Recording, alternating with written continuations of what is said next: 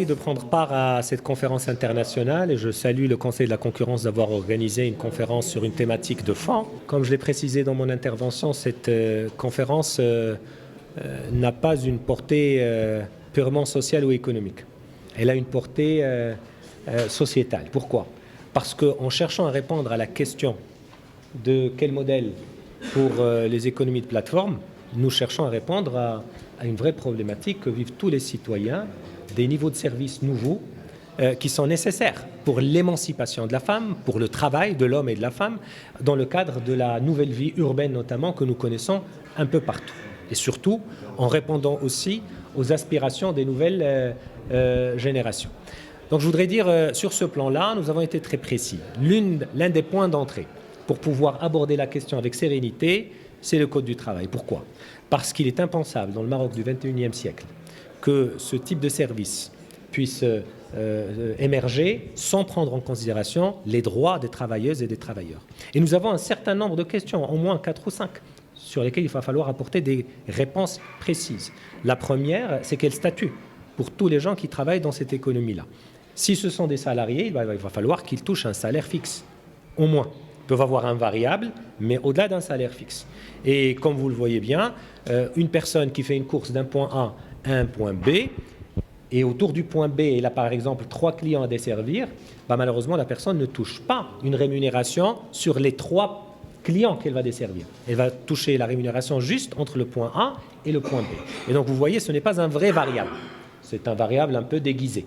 Et donc, ce qu'on dit aux plateformes de delivery et aux plateformes numériques, c'est qu'il va falloir qu'on soit transparent. Si c'est du variable, si c'est un auto-entrepreneur qui va être payé à la course, il faut le payer à la course.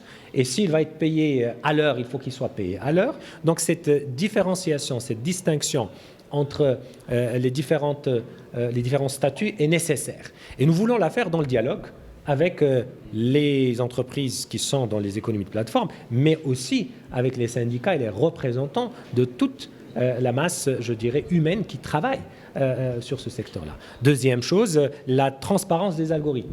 Vous savez que quand quelqu'un reçoit un pourboire, il ne le voit pas forcément, c'est-à-dire au pourboire près.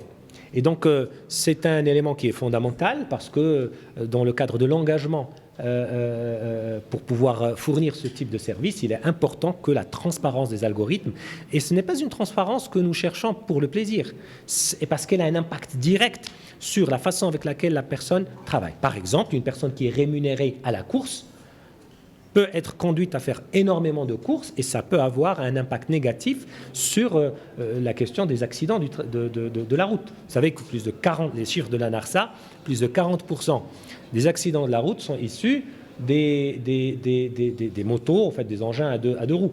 Et donc, je me suis entretenu avec Monsieur le ministre des Transports et nous avons mis en place une équipe conjointe pour pouvoir réfléchir très rapidement, dans le cadre de cette réforme globale, aussi à une façon de réglementer la question du delivery, soit via un permis dédié, soit via une formation pratique sur le sujet, et comme ça, nous évitons quand même l'anarchie qu'on peut trouver dans un certain nombre d'endroits, notamment dans les zones urbaines à forte densité, qui peuvent inquiéter aussi nos concitoyens. Donc, c'est un sujet tripartite. Il n'y a pas que les livreurs, il n'y a pas que les sociétés, il y a les sociétés, c'est-à-dire les entreprises, il y a surtout, et enfin, le Marocain, qui va bénéficier de ces services-là, dans la quiétude et dans la transparence, etc. Donc, il s'agit d'une vision réelle qui correspond à un mode de fonctionnement de la société et qui peut donner aussi à beaucoup de jeunes des opportunités de travail qui peuvent être à temps partiel, d'où le deuxième sujet du Code du travail qui est le travail à temps partiel. Donc, ce sont vraiment des réformes qui sont vraiment on time, comme on dit.